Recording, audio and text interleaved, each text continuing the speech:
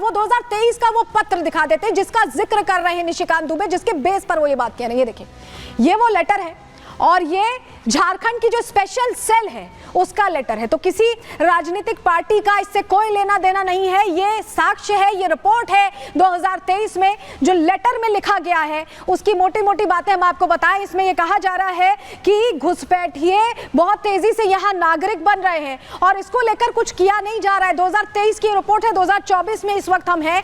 1 साल पहले की रिपोर्ट में ही चिंता जाहिर कर दी गई है। ऐसे में आपको बताएं कि निशिकांत दुबे तो ये बात कह ही रहे, इससे पहले हेमंता बिस्वा शर्मा भी यही कहते रहे हैं। झारखंड के बीजेपी प्रभारी, उन्होंने बहुत कंसर्न इसको लेकर जाहिर किया है। सुनिए जरा पहले। 9% मुस्लिम आबादी थी 1951 में, आज वो 24% हो गई।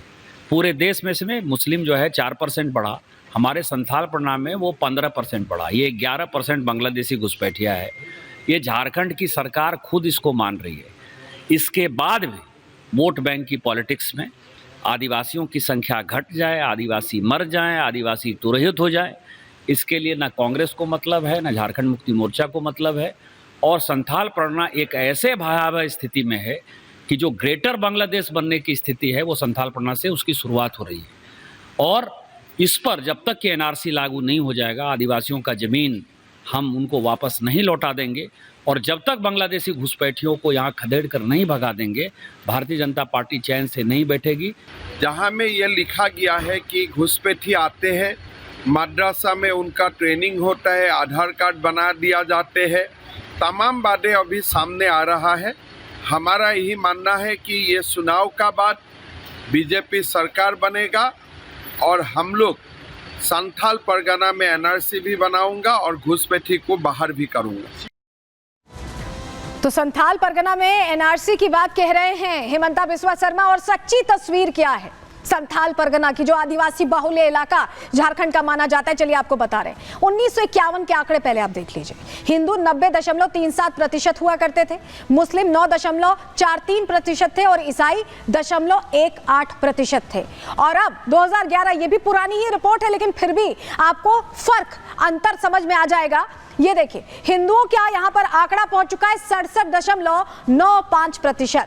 वहीं मुस्लिम यहाँ कितने हो गए हैं? 22.73%। एक मैसिव इंक्रीज आप देख रहे होंगे। और इसके अलावा ईसाई 4.21%। अगर आप इसका अंतर दिखाएं तो हिंदू यहाँ पर 22% कम हो गए हैं, मुसलमान 13% बढ़ गए हैं और ईसाइयों में भी 4% के लगभग बढ़ोतरी हुई है। और ये 2011 तक के आंकड़े हैं। इसके अलावा अगर आंकड़े अभी के हो तो ये तस्वीर और बड़ी है। परसेंटेज का जो गैप आप देख रहे हैं ये और बड़ा दिखाई देगा। लेकिन आपको बताएं कि डेमोग्राफी में बदलाव क्यों हुआ है, आपके लिए समझना भी बहुत जरूरी है। ये क्यों कहा जा रहा है कि डेमोग्राफी में बदलाव हुआ है? दरअसल बांग्लादेशी घुसपैठियों की संख्या यहां बहुत बढ़ गई है। वो भाग भाग के यहां पहुंच रहे हैं, बच बच के यहां पहुंच रहे हैं। मुस्लिमों की लगातार घुसपैठ जारी है, वो यहां ठिकाना ले रहे हैं। घुसपैठियों ने झारखंड में शरण ले ली, फर्जी तरीके से वो अपना स्थायी आईडी बना लेते हैं और उसी की बिना पर यहां रहते हैं। आदिवासी समाज की बेटियों से शादी कर लेते हैं और हिंदुओं का अवैध तरीके से धर्मांतरण भी बढ़ गया है। यानी हर तरह की दिक्कत बढ़ गई है। आदिवासियों का धर्मांतरण कराया जा रहा है। धर्मांतरण के लिए बकायदा उन्हें लालच देकर फंसाया जाता है। झारखंड में अवैध धर्मांतरण का पूरा रैकेट चल रहा है, ऐसी जानकारी मिल रही है। लेकिन इसको लेकर देखिए, जिस तरह के साइड इफेक्ट सामने आए हैं उसको लेकर जेएमएम बचाव करती दिख रही है। केंद्र पर ठीकरा फोड़ने की तैयारी। महुआ माजी को सुन लीजिए। अगर किसी दूसरे कंट्री से कोई प्रवेश कर रहा है किसी हमारे कंट्री में, तो इसकी सुरक्षा की जिम्मेदारी केंद्र सरकार की है, ना कि राज्य सरकार की।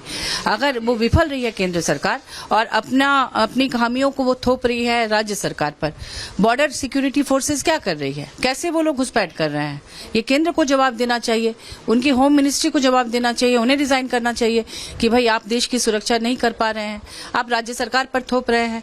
और जो भी घुसपैठी है वो असम के रास्ते से प्रवेश कर रहे हैं और असम के मुख्यमंत्री झारखंड में आके यहाँ के आदिवासियों को गुमराह कर रहे हैं।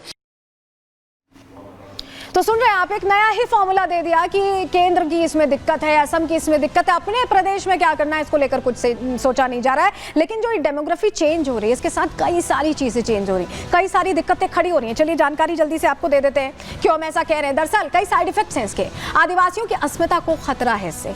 जल, जंगल, जमीन जो झारखंड की मूल भावना मानी जाती है, उस पर अवैध कब्जों की जो जानकारी है वो लगातार सामने आ रही है। आदिवासी वेडियो से लव जिहाद की घटनाएं बढ़ती जा रही हैं, लव जिहाद के मामले बढ़ते जा रहे हैं और साजिश के तहत यहां बेटियों को फंसाया भी जा रहा है। झारखंड में लैंड जिहाद भी तेजी से बढ़ रहा है, यानी जिहाद के जो अलग अलग मॉडल्स हैं वो फॉलो किए जा रहे हैं। लव जिहाद का मामला, लैंड जिहाद का मामला, घुसपैठिए कई जगह जमीन कब्जा ले रहे हैं। आदिवासी संस्कृति धीरे धीरे यहां लुप्त होती दिखाई दे रही, कम होती दिखाई दे रही। झारखंड आदिवासी संस्कृति के लिए ही जाना जाता रहा है। राज्य का निर्माण ही इसलिए किया गया था क्योंकि यहां पर जो आदिवासी हैं उनकी भावनाओं को समझते हुए किया गया था, और उसके बाद अब यहां पर वो लुप्त होती दिखाई दे रही। कई हिंदू इलाके अब मुस्लिम बाहुल्य हो गए हैं, यहां पर डेमोग्राफी चेंज हो गई है। एंटी हिंदू गतिविधियां भी यहां तेजी से बढ़ रही हैं, जो खतरे की घंटी कहीं ना कहीं समझ में आ रही है। इसके अलावा आपको बताएं, हिंदू त्योहारों पर उपद्रव की भी कोशिश हुई। अभी हाल ही में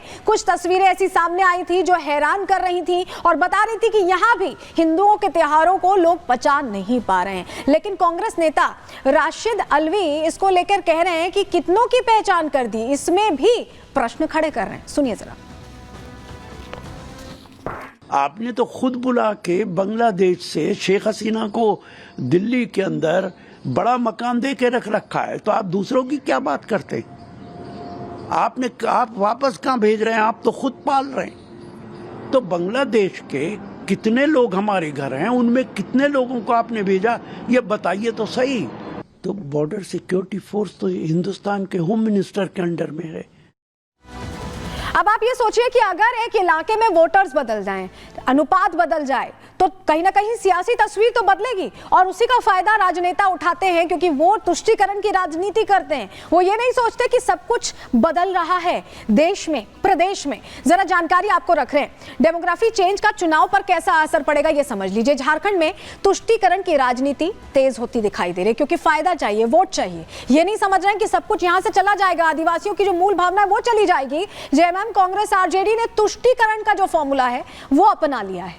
झारखंड में हिंदू हितों की खुलकर अनदेखी हो रही है और मुस्लिम हितों को देखकर ही फैसले होने लगे। बीच में खबर आई थी जहां जुम्मे की दिन छुट्टी हुआ करती थी स्कूलों की। आप सोच लीजिए किस तरह से फायदा पहुंचाया जा रहा है। चुनाव में कट्टरवादी ताकतों पर ये दबाव बना रहे हैं एएमआईएम जैसी पार्टियां चुनावी मैदान में इसीलिए झारखंड में कूद रही हैं क्योंकि उनको लग रहा है कि उनका वोट बैंक है।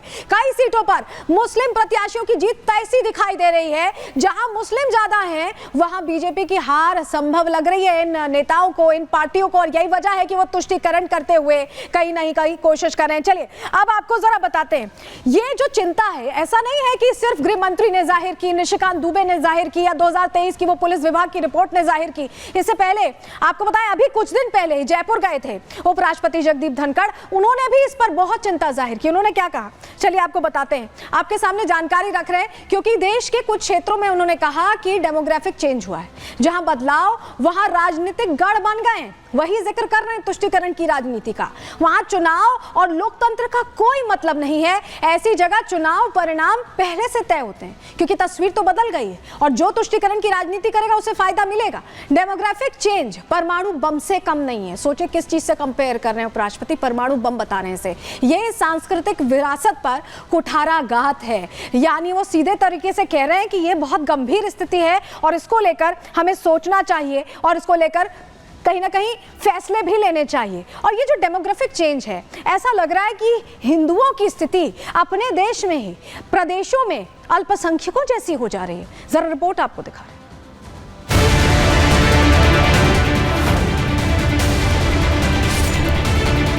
ये 11% बांग्लादेशी घुसपैठिया है।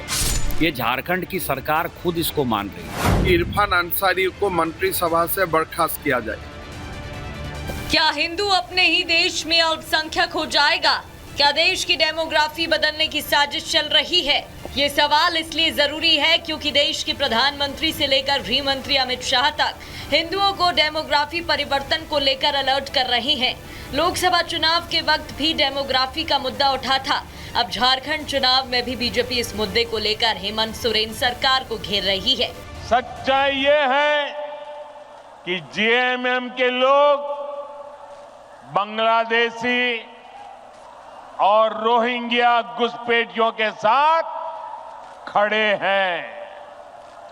ये घुसपैठिए और कट्टरपंथी जेएमएम को भी अपने कब्जे में लेते जा रहे हैं।